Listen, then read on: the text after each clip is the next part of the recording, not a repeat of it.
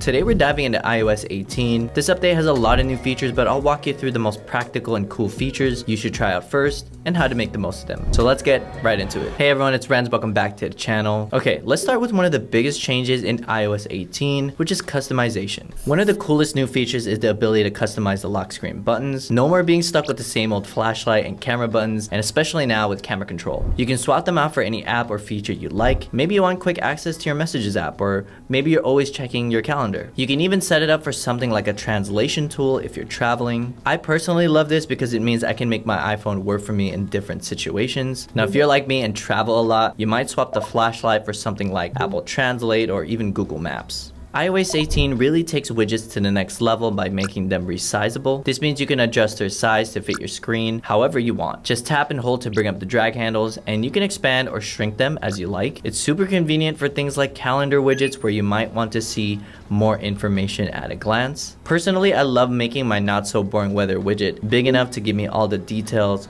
without having to open the app. And the best part is that you don't have to delete a widget anymore. You can just re-add it if you want to resize, and it's all done with a quick long press and a drag. And finally, app and widget placement is so much more flexible now. You can place your apps and widgets anywhere on the grid, not just locked into the top left to bottom right order. So if you want to create a more aesthetic layout where your icons sit around the edges, leaving space in the middle for your favorite wallpaper, you can go ahead and do that. You can really customize your phone to your liking. Now, I like to organize mine by creating clusters of apps in specific orders, depending on how I use them. It feels much more organized and intuitive. And if you really want cool widgets like this one with the hello, date, time, and weather, it's from Widgy. Now, I'm also working on a home screen setup guide where I go over some really cool custom home screen setups, so stay tuned for that. iOS 18 also brings a lot of customization options for dark mode. You can choose from dark icons, wallpaper tints, or even tinted app icons. This means you can really personalize your home screen's look to match your vibe. Now, if you're into that minimalist look, you can now make app icons larger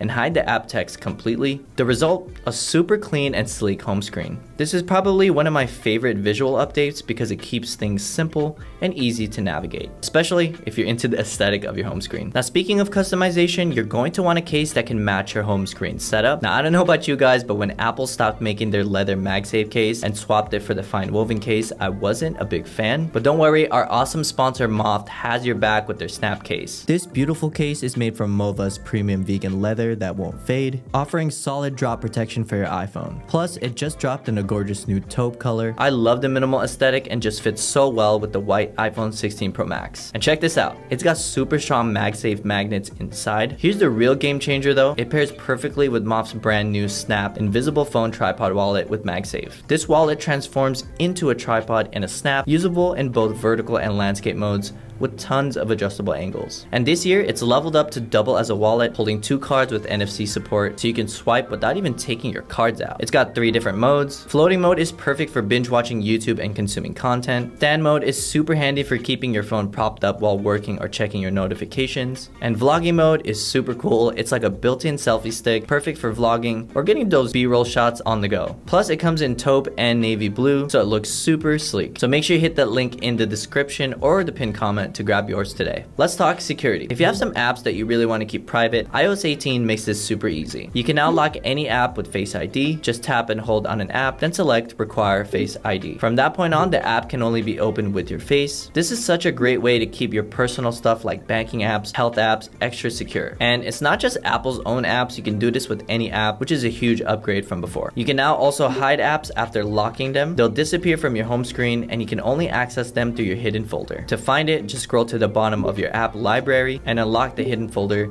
using Face ID. I use this for my finance apps and it gives me a little extra peace of mind. The control center in iOS 18 has gotten a massive upgrade and I'm loving how much more control it gives you. First up, you can now group controls into different pages within the control center. This means you can have all your music controls on one page and then swipe over to have all your quick settings like Wi-Fi, Bluetooth on another. It's a really handy way to keep things organized. I keep my brightness and volume near the bottom of my phone because I have a bigger phone and it's just more accessible. I also have quick shortcuts like turning on my lights, calling my wife, and it just looks super neat and organized. And also, If you're traveling, it might help to have a dedicated control center page. For me, I have airplane mode, Bluetooth, translate, and a shortcut to opening Google Maps, which comes in super handy. Now, speaking of quick settings, you can now resize and rearrange all the toggles right from the control center as well. This level of customization makes it so much easier to quickly access the settings you use, most without digging through menus. And finally, there's a new power button in the control center.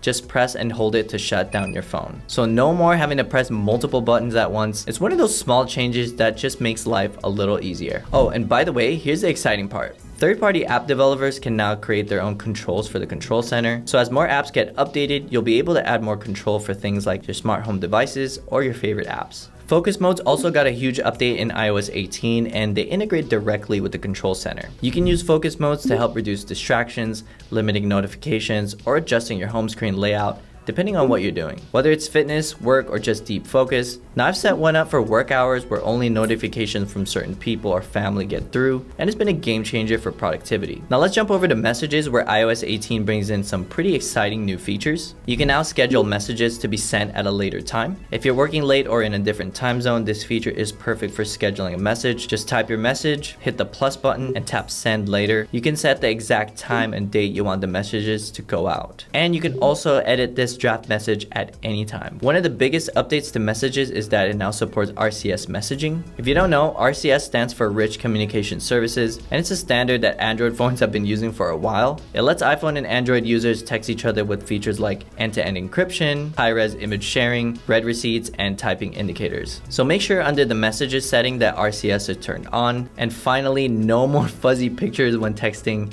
your Android friends. There are also some fun new text effects and tapback options. You can now react to messages with a wider variety of emojis, and you can even animate your text. So whether you're sending something bold, italicized, or just a fun animation, it's a fresh way to communicate. I've been using the animated effects a lot, and it's definitely a fun feature to use. Now let's talk about keeping your phone running smoothly. iOS 18 has a great new feature where you can set a charging limit. You can limit your battery to charge only up to 80%, which helps prolong your battery's lifespan. If you're someone who plans to keep your phone for a while, this is a must-use feature. This helps your battery last as long as possible over time. One of the most useful new features in iOS 18 is the dedicated passwords app. This new app pulls all your passwords, Wi-Fi networks, and passkeys into one place, making it super convenient to manage your logins across devices. You can even share Wi-Fi passwords via QR codes now, which is a handy little feature. So you can either screenshot or even print this out in your home, so that way when you have guests over, they can just scan that QR code and join your Wi-Fi like that. And if you're all about security, this app also supports two-factor authentication. You can now generate authentication codes for websites directly in the app and share passwords securely with family members or groups.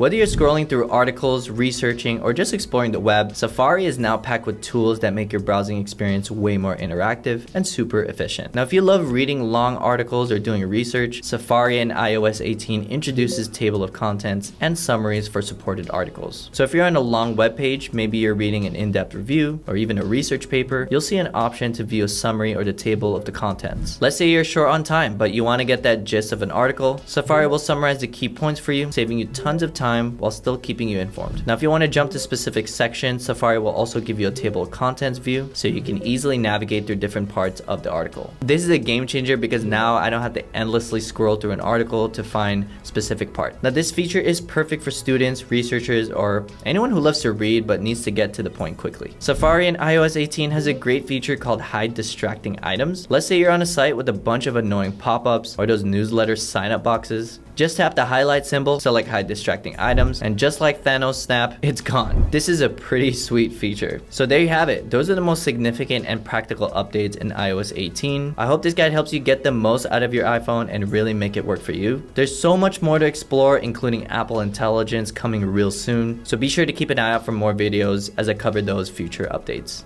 And if you found this video helpful, please give it a thumbs up and consider subscribing for more iOS and tech content. Also, let me know in the comments which iOS 18 feature you're most excited about. But other than that, thanks for watching, and I'll see you in the next video. Peace.